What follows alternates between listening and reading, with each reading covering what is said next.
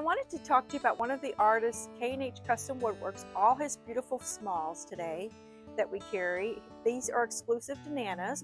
These are called the treasure boxes. They are uh, painted all on the inside. The wood around the bottom is very, very pretty. And then they do come in a larger size. This is called the keepsake box. What a way to store all your beautiful treasures you have at home. Or you could just stack them on a shelf. They're so pretty. And then we also have these 3-drawer cabinets here. We have the black over the pumpkin and the cotton white. You know, you can use it as a jewelry box if you wanted to in your bedroom, or you can put it in your bathroom. All kinds of things. If you are sewing, any women who sew or crafts, they're just great boxes. You can use it at a school if you're a teacher. Many ways to use these things. Storage is always a good thing. So if you have any questions, you can reach out to us at 314-846-6262. Thank you.